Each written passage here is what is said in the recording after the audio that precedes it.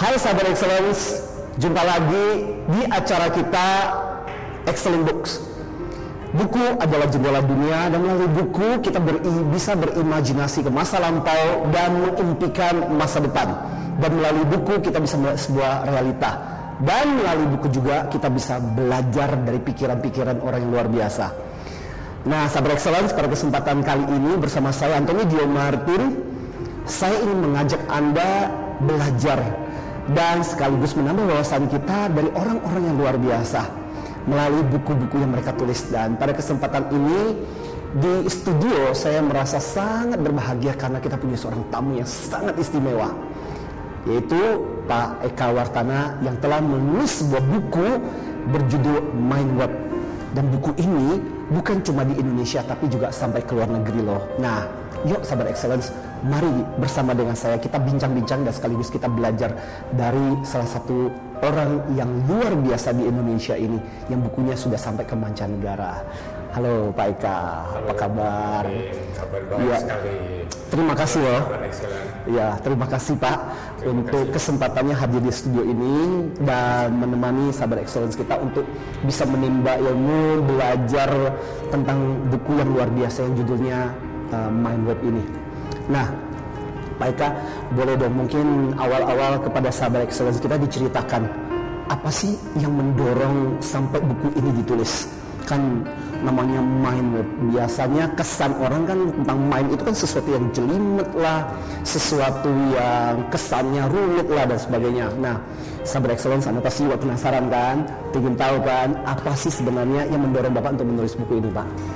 Ya, kalau boleh saya ceritakan dari awalnya itu sebetulnya konsep ini muncul karena masalah yang saya hadapi ketika menjadi kepala cabang tahun 79-80. Wow, long time ago ya. Long time ago. Yes. Belum terpikir untuk menulis bukunya. Ya. Jadi ketika itu saya menghadapi masalah tagihan dari customer. Oke. Ya, utang customer kenapa nggak dibayar sampai berbulan-bulan? Akhirnya saya pikir kenapa ya? Ya. Saya suruh kolektor untuk datang tiap hari tongkrongin supaya dia bayar. Makin parah. Hubungan makin jelek. Nah, itu mendorong saya, akhirnya saya coba buat oret-oret. Buat oret-oret berupa diagram yang pertama. Ini pertama gimana lahirnya Mind pertama kali ya? Jadi saya mula-mula gambarkan masalahnya. Ini bentuk diagramnya ya? Ini diagram. Masalah hutang antara perusahaan dengan si customer itu. Jadi komunikasi ini sudah diperhalus, sebenarnya tagih. Proses menagih. Nggak berhasil. Kenapa? Nah, kemudian baru saya mulai oret-oret apa hal-hal yang mempengaruhi tagihan. Nah, kemudian orang bayar hutang pakai apa? Dia nggak akan mungkin bayar kalau tidak ada dana. Betul. Nah, dana itu saya gambarkan lagi seperti ini. Kemudian sumbernya dari mana? Ternyata customer hanya bisa sebulan sekali menghasilkan dana. Jadi nggak banyak ya? Nggak banyak. Dalam periode 5 hari saja sebetulnya. Jadi kalau sebelumnya itu kita nggak ada duitnya gitu. Nggak ada soalnya ya. Makin marah. Tambah marah. Jadi dengan begini problem ini kita akhirnya selesaikan dengan merubah strategi. Decisionnya adalah menagih kalau dia sudah mulai mengekspor kayunya, karena sumber uangnya di situ. Periode 5 hari saja. Selebihnya dia datang ngobrol aja, saya bilang sama ngobrol aja, sambil mencari informasi. Sambil membangun hubungan gitu ya. Akhirnya suasana berubah sama sekali. Pembayaran lancar. Wow. Dan itu pertama kali lahirnya Mind Web itu ya. Pertama kali lahirnya Mind Web. Dan apa yang kemudian mendorong Pak Eka lantas kemudian membuat dalam bentuk buku? Apakah sebelumnya itu kan dari tahun 70-an ya, sampai kemudian buku ini sendiri lahirnya pertama kali ditulis 2012. Itu kan waktu periode yang cukup lama. Nah, boleh tahu nggak Pak, mungkin bisa diceritakan kepada sahabat Excellence juga, gimana perjalanan sampai kemudian dari tahun 78 nih baru kemudian bukunya tertulis di tahun 2012? Ya, namanya juga bukan penulis. Pada waktu itu sama sekali tidak terpikir menulis buku. Jadi selama itu hanya mengajarkan ke anak buah saja. Kemudian setelah pensiun, terpikir juga kalau saya nanti meninggal, konsep ini nanti hilang. Oke, iya. Jadi sangat sayang sekali. Iya. Akhirnya ya saya tulis buku ini. Oh, dari situ ya? Dari situ. Oke. Dan bagaimana respon mungkin dari membaca, respon dari orang-orang yang membaca buku ini, Pak Eka? Nah, dalam 3 bulan bukunya habis. Habis ya? So, ini bestseller loh ya? Betul. Yang kedua dicetak mendapat nasional bestseller. Oh, oke. Kemudian terakhir saya sempat terjemahkan dalam bahasa Inggris. Dalam format bahasa Inggrisnya ya? Ya. Oke. Tujuannya adalah supaya semua orang di seluruh dunia bisa mereformasi cara berpikirnya, merevolusi cara berpikirnya dari yang tradisional ke mind web way. Oke. Dan ini edisi bahasa Inggrisnya, Pak ya? Ini edisi bahasa Inggris. Oke. Nah, ini bahasa Inggrisnya ya, Sahabat Excellence. Jadi ada bahasa Indonesianya, ada bahasa Inggrisnya. Dan kalau tidak salah, buku ini juga sempat dipamerkan di pameran buku di Frankfurt baru-baru ini, Pak ya. Boleh cerita juga, Pak? Ya, jadi Frankfurt Book Fair itu diadakan setiap tahun, yang merupakan pameran buku terbesar di dunia. Yes. Terakhir dipamerkan tanggal 9 sampai 15 Oktober. Dan di situ juga saya diberi kesempatan untuk presentasi. Untuk presentasi tentang buku Mind Web ini ya. Wow, oke. Yang mengejutkan saya, selesai presentasi, seorang profesor Jerman, namanya Dr. Gerd Zimmermann, dia langsung datang ke tempat saya. Dia bilang, "This concept is very good," dia bilang. Okay. "I want to order 100 pieces for my student." Wow. How can I do that? Nah, di situ saya sarankan mereka order ke Amazon.com. Oke, jadi sekarang sudah ada Amazon.com juga ada bukunya ya. Oke. Iya, jadi buat Sahabat Excellence saya juga tertarik untuk mengakses. Kalau tertarik juga berminat dengan buku ini, Sahabat Excellence, Anda juga bisa mendapatkannya di Amazon.com by the way ya. Nah, saya tertarik dengan buku ini dan penerimaan dan bagaimana respon dari para pembaca. Dan menurut Pak Eka sendiri, apa sih yang menyebabkan sebagai seorang penulis yang memperkenalkan konsep mind web ini? Ini kan konsep yang orisinal. Ya, saya jadi teringat waktu ketika saya kuliah ada yang mirip-mirip seperti itu, tapi kelihatannya lebih ke outline gitu ya. Nanti saya juga tertarik untuk bertanya lebih lanjut. Orang sudah mengenal yang namanya mind map, apa bedanya? Tapi sebelum saya bertanya ke sana, Pak Eka dan saya yakin juga para audiens, para Sahabat Excellence kita pasti juga tertarik ingin tahu apa sih yang membuat kenapa respon pembaca terhadap buku ini begitu, animonya begitu tinggi? Apa keingintahuannya begitu besar terhadap buku ini, Pak?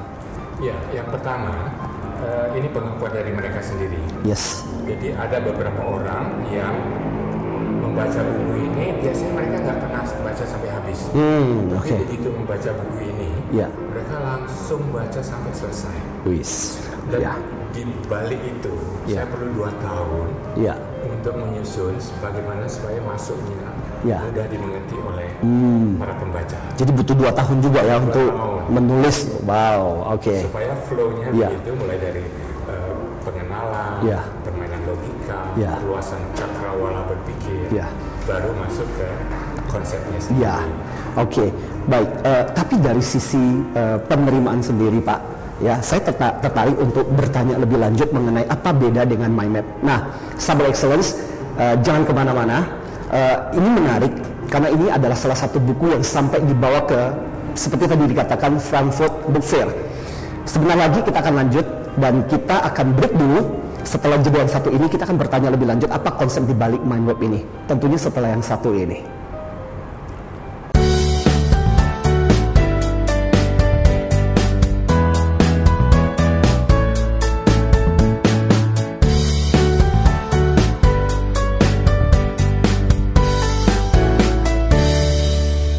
Masih bersama dengan saya Anthony Dia Martin di acara Excellent Book. Dan pada kesempatan ini kita berbincang-bincang dengan seorang penulis yang luar biasa, yaitu Pak Eka Wartana, yang menulis buku yang luar biasa yang judulnya Mind Web. Tadi kita sudah berbincang-bincang dengan Pak Eka, Sahabat Excellence, tentang bagaimana yang membuat Pak Eka Wartana mendorong untuk beliau untuk menulis buku ini. Dan Pak Eka, saya masih ingin melanjutkan pertanyaan yang sederhana ini. Sebenarnya apa sih yang Pak Eka sebagai seorang menulis, dan judulnya keren lagi, The Way of Thinking, ya, berpikir tanpa mikir itu. Apa sih fenomena yang mungkin Pak Eka lihat dari kemampuan berpikir masyarakat kita sehingga buku seperti ini kok jadi laris gitu loh? Ya, yang membuat saya agak prihatin adalah kebanyakan orang berpikir sangat sempit. Mereka hanya melihat satu hal saja. Misalnya kita bicara masalah apel, mereka hanya berpikir apel saja, selesai. Padahal di samping itu masih banyak hal-hal lain berhubungan dengan apel. Misalnya apple juice. Atau upacara bendera.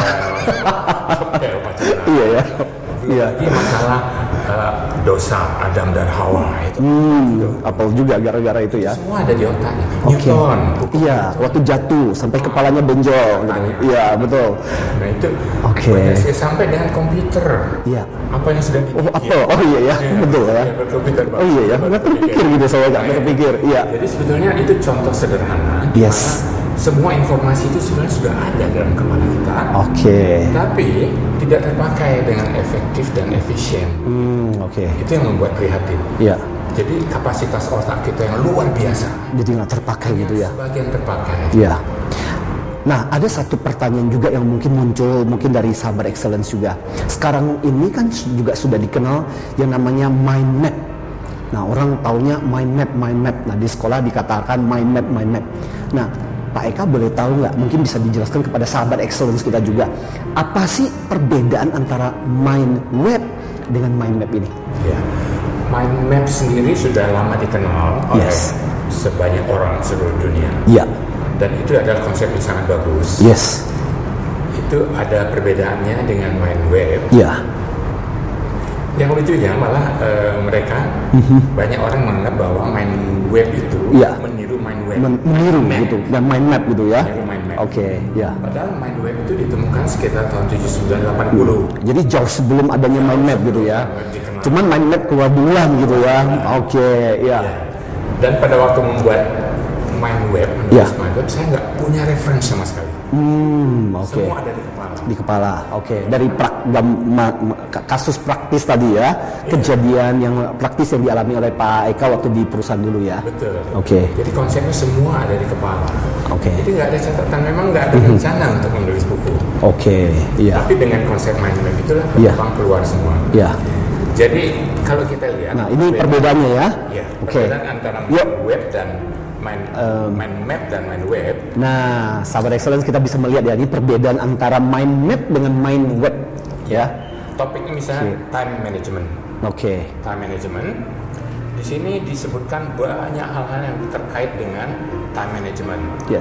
Termasuk untuk mind tools, faster, delegation dan sebagainya. Nah, ini dengan mind web. Itu dibuat jauh lebih sederhana. Yang pertama jauh lebih sederhana. Di sini mereka memakai 3 pensil warna. Dan harus ada gambar-gambar. Karena dengan gambar orang akan merekam. Karena penekanannya mind map itu adalah di visual ya. Gambar-gambar dan sebagainya. Nah, mind web sendiri lebih simple, nggak pakai gambar. Warna kalau mau dikasih boleh, gambar mau dikasih boleh. Nah, bedanya lagi, kalau mind map hanya seperti gurita, kalau mind web seperti sarang laba-laba. Jadi selain seperti gurita seperti ini, dia juga ada menunjukkan hubungan satu dengan yang lain. Jadi ada keterkaitan, saling mempengaruhi. Contohnya delegation. Delegation, kita nggak bisa hanya melakukan delegation saja. Kita harus tahu load yang kita beri delegasi itu seberapa. Kalau dia overload, delegasi nggak akan efektif. Juga contohnya proses. Kalau dia nggak tahu prosesnya, kita akan bisa berikan beban. Beban tambahan. Jadi prinsipnya seperti itu bedanya yang pokok. Nah, pertanyaan yang menarik, sahabat excellence, adalah barusan Pak Eka menjelaskan perbedaan antara yang namanya mind map dengan namanya mind web. Ternyata kalau kita di mind map, biasanya kita bentuknya seperti gurita, hubungannya cuma satu. Tapi kalau di mind web, kalau saya tidak salah dari penjelasannya Pak Eka adalah hubungannya bisa seperti kayak sarang laba-laba. Ada hubungan yang kausalitas begitu ya, hubungan sebab akibat gitu ya. Nah Pak Eka, bicara tentang, saya tertarik untuk bicara tentang ke otak ini. Bagaimana mind web ini kemudian menjelaskan tentang apa yang sebenarnya terjadi di otak kita Pak sebenarnya? Ya, ini yang sangat menarik Pak Martin. Ini mind web ternyata itu hampir sama dengan susunan neuron otak manusia. Jadi informasi yang disimpan di neuron-neuron itu saling terkait satu dengan yang lain. Seperti persis dengan mind web. Di mana mind web juga menunjukkan interkoneksi. Dalam otak kita satu sel neuron bisa berhubungan sampai 10.000 neuron. Hubungan yang lainnya. Betul.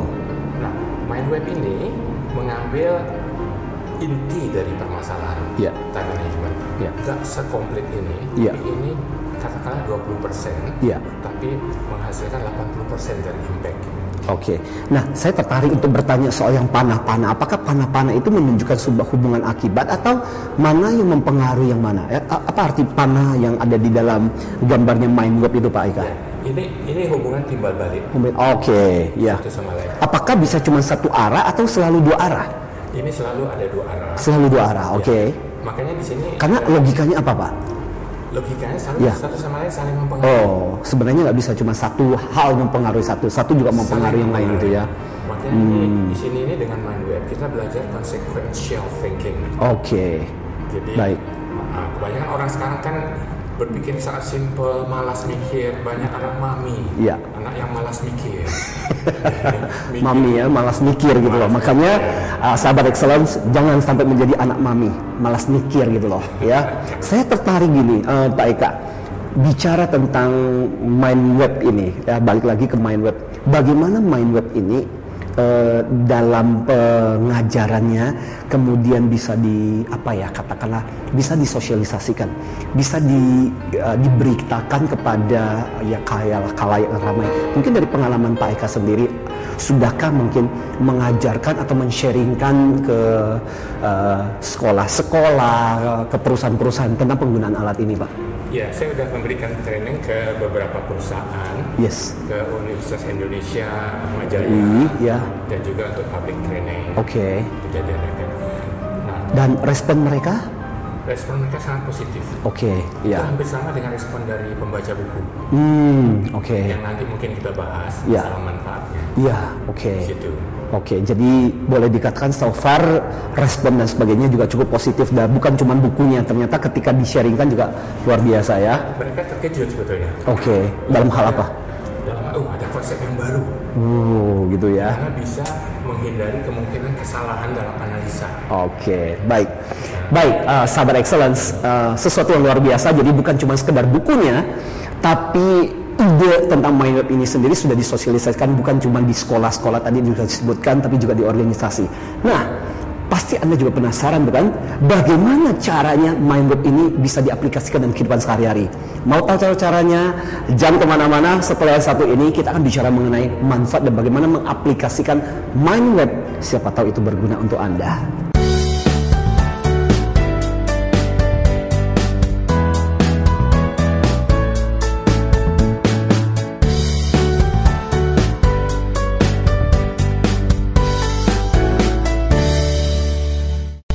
Hai sahabat excellence, masih bersama dengan saya di acara Excellent Books. Dan dalam kesempatan ini kita masih membahas mengenai buku Mind Web karangan Pak Eka Wartana yang bersama dengan kita di studio kali ini. Dan dalam kesempatan ini kita akan sampai kepada membahas apa sih dan bagaimana caranya kita bisa mengaplikasikan konsep Mind Web ini di dalam kehidupan kita. Nah Pak Eka, saya jadi tertarik ini bicara tentang, pasti juga para sahabat excellence juga ingin tanya mind web. Setelah dijelaskan dengan luar biasa, Pak Eka tadi sudah membahas membedakan antara mind map yang biasa kita kenal dengan yang namanya mind web. Nah, mungkin Pak Eka bisa menjelaskan how to Pak, bagaimana caranya supaya yang namanya mind web itu bisa kita terapkan dalam kehidupan kita sehari-hari. Ya, dari para pembaca. Di situ sumber saya untuk mengatakan manfaatnya, karena kalau saya sendiri yang mengatakan itu bisa saja kesannya menjual gitu ya. Betul ya. Ini saya rangkum komentar dari para pembaca. Jadi banyak sekali manfaat yang mereka rasakan. Di antaranya mereka bisa mengembangkan kreativitas. Karena tadi kan bisa dikaitkan dengan banyak sekali gitu kan. Iya. Misalnya contohnya orang mau presentasi. Ini dari Jawa Timur nih, ada satu institusi belajar public speaking. Tadinya murid itu nggak bisa. Terus dianjurkan baca main web. Gitu ya. Bisa gitu. Dan ini membantu mereka juga gitu loh. Membantu mereka. Sampai ada seorang anak kecil SMP mendapat juara. Memperoleh juara dalam pidato bahasa Inggris. Dia bilang di Facebook bahwa ini berkat main webnya Om Eka. Gitu. Hebat ya. Jadi inisiatif orang yang tell me yang telat mikir gitu. Bisa kebantu juga dengan buku ini. Bisa. Karena ini juga untuk memori. Gitu ya? Iya, betul. Karena lebih gampang kelihatannya ya. Betul. Setelah dibuat diagram, orang jadi gampang untuk mengingat barangkali ya. Betul, tapi anehnya Pak ya. Main web ini bukan dengan menghafal. Tapi dengan mengerti. Sambil digambar, jadi orang harus paham dulu baru bisa mengerti hubungannya gitu ya. Boleh saya kasih contoh? Boleh silakan Pak. Contohnya, saya kira banyak orang yang stres di sini ya. Saya kadang-kadang juga stres kok Pak. Sering kita dengar masalah stres. Orang sering kali mengeluh saya stres. Nah, ada beberapa elemen yang bisa mempengaruhi stres kita. Apakah atasan, apakah bawahan, apakah beban kerja, apakah waktu yang kepepet buat kita stressful, apakah cara kerja, kompetensi yang kurang, ataupun memang ada masalah sendiri. Apakah masalah financial, apakah masalah di keluarga, berantem dengan suami atau istri, kita nggak tahu. Nah, di sini kita lihat bahwa satu sama lainnya saling berhubungan. Di sini hubungannya kita lihat, misalnya beban kerja dengan cara kerja. Kalau beban kita tinggi, belum tentu karena beban tinggi. Bisa jadi cara kerja kita yang salah gitu ya. Karena ada hubungannya gitu ya, sana ya garisnya gitu ya. Hubungan. Jadi dengan membenahi cara kerja, beban kita bisa berkurang. Saya mau tanya Pak, ada gambar biru, ada garis hitam, itu memang ada maksudnya atau variasi warna atau bagaimana? Ini hanya untuk memudahkan. Yang hitam itu adalah ibaratnya step pertama. Seperti mind map. Seperti mind mapnya, ya guritanya tadi yang dikatakannya. Biru ini menghubungkan lebih jauh lagi gitu. Bahwa sebenarnya di antara satu dengan yang lain sebenarnya saling berhubungan gitu ya. Jadi ini salah satu cara mengatasi stres sebenarnya nggak terlalu sulit sebetulnya. Betul. Jadi sahabat Excellence mau mengatasi stres Anda, salah satunya adalah Anda mesti baca buku Mind Web ini supaya Anda tahu bagaimana caranya bisa mengelola semua sumber-sumber stres Anda. Nah, Pak Eka, karena waktu kita yang agak terbatas juga, mungkin bisa diceritakan kepada para audiens kita juga, gimana sih saran-saran dari Pak Eka dari penelitian, riset, pengalaman, mendalami tentang Mind Web ini, paling nggak supaya para audiens kita bisa belajar gimana caranya supaya bisa mereka paling nggak berpikir tanpa mikir gitu. Karena tagline dari buku ini adalah sahabat Excellence, berpikir tanpa mikir. Gimana coba ya? Nah, mungkin Pak Eka punya saran barangkali kepada sahabat Excellence kita, Pak. Begini sahabat Excellence, ini diagram ini kita buat bukan untuk dihafal, tapi dimengerti hubungan satu dengan yang lainnya.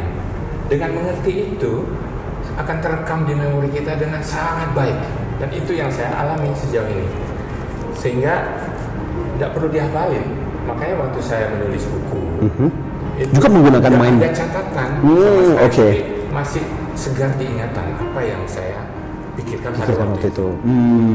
Dan stresnya bukan hanya dari saya Pak, ada seorang pembaca dari Semarang. beliau mengatakan, dan setelah membaca Mind Web dan mempraktekannya, stres saya turun jauh. Kamu mungkin jadi tahu, bisa mengidentifikasikan gitu loh. Betul. Karena sebelumnya mungkin kalutnya, tapi kalutnya nggak teridentifikasi gitu ya. Makanya saya nggak kenal, nggak pernah ketemu. Jadi, gitu ya. Jadi pernyataannya jujur. Membantu gitu ya. Oke. Nah, mungkin dari sisi aplikasi lainnya mungkin barangkali selain tentang stres, bagaimana mungkin aspek dari pembelajaran pendidikan barangkali, mungkin saran dari Pak Eka juga. Karena kan terus terang Pak Eka, kebanyakan, saya mungkin mewakili sahabat excellence yang lain, kebanyakan orang kalau melihat yang namanya diagram, apalagi wah ini ada gambar diagram, wah enggak, biasanya orang sudah berpikir bahwa yang namanya diagram, mungkin karena kita belajar dari dulu di bangku sekolah, belajar statistik, waktu ketika kita kuliah, kan kesannya itu kan adalah yang namanya diagram itu pasti jelimet dan susah gitu. Benar sekali Pak. Karena ada beberapa pembaca yang mengatakan bahwa rumit, susah, itu susah. Karena dia lompat langsung ke diagram. Padahal diagram itu sangat mudah kalau dibuat sederhana, makin diperbesar, jadinya memang kelihatan rumit. Padahal kemampuan otak kita jauh lebih tinggi dari diagram Mind Web. Luar biasa. Itu yang sering dilupakan oleh orang. Nah, sahabat excellence, saya jadi banyak belajar dari Pak Eka pada kesempatan ini dari buku yang judulnya Mind Web ini. Nah, saya mendorong Anda, karena acara kita adalah judulnya adalah Excellent Book, dan ini adalah salah satu ide yang luar biasa karya putra Indonesia yang sudah tadi sampai di Frankfurt, pameran buku Frankfurt yang internasional dan sudah dipresentasikan di sana. Dan dalam kesempatan ini kalau Anda tertarik dengan buku ini, Anda bisa mendapatkannya di toko-toko buku terdekat Anda. Jangan lupa Mind Web, ketik untuk autornya, penulisnya adalah Eka Wartana. Dan dari kesimpulan ini kita bisa belajar bahwa pada dasarnya banyak orang yang malas mikir, dan itu yang membuat kalau udah lihat diagram dan sebagainya kesannya jelimet. Padahal sebenarnya tadi bisa diceritakan dengan oleh Pak Eka, kalau kita bisa secara jernih memikirkan tentang aspek-aspek yang kita alami, kita bisa menjadi lebih cerdas dan bisa menjadi kemampuan berpikir kita menganalisa masalah bisa menjadi lebih luar biasa.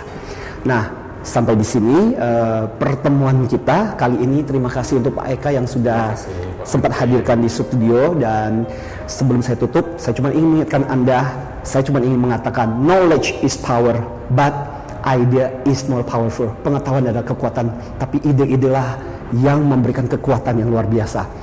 Demikian dari saya, Antonio Dio Martin, di acara Excellent Book ini. Sampai jumpa di lain episode yang berikutnya.